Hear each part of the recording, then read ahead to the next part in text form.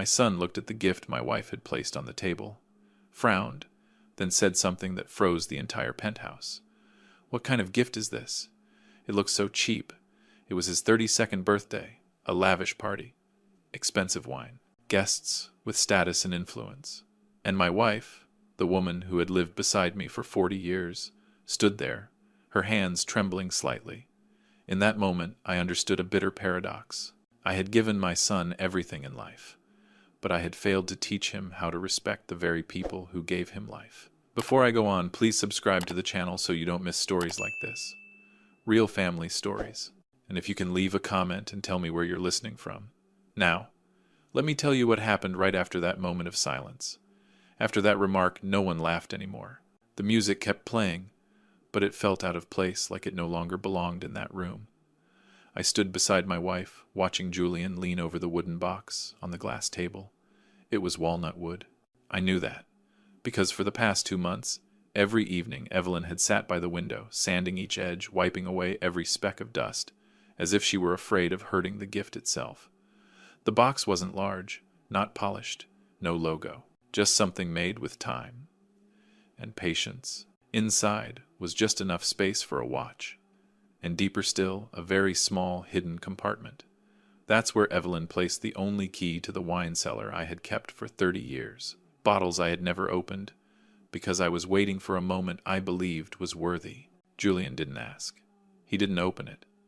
Tiffany stood next to him, tilting her head, looking at the box the way someone looks at something that doesn't belong. She reached out lightly, touched the wood, then pulled her hand back quickly, as if afraid it might dirty her fingers.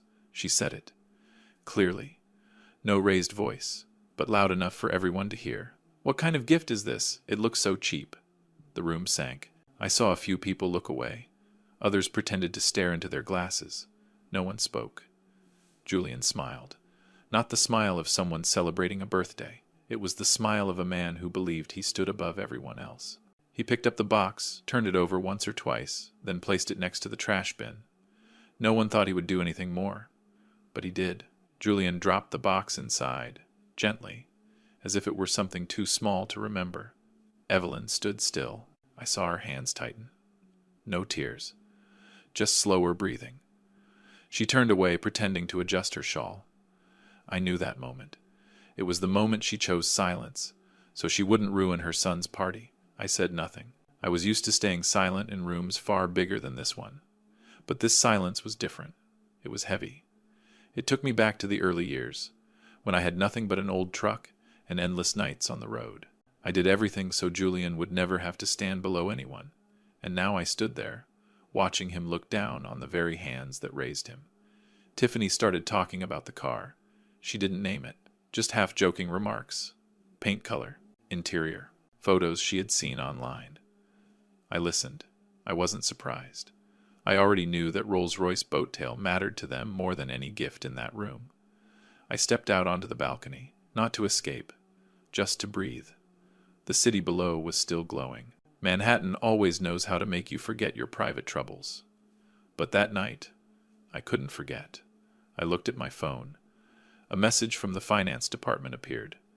Numbers, long ones, ugly ones, debts I had never seen in any official report. Julian had signed guarantees for investments I had never approved. Crypto, high leverage, loss after loss. The figures had nowhere left to hide. I understood then why the car kept coming up. When I went back inside, the party was still going. Evelyn sat on the corner of the sofa, talking to an old acquaintance. She was smiling. That smile hurt me more than any insult. I knew she was asking herself where she had gone wrong, how a gift made with her whole heart could become something meant to be thrown away. When no one was looking, I bent down by the trash bin. The box was there, tilted to one side, one corner slightly chipped.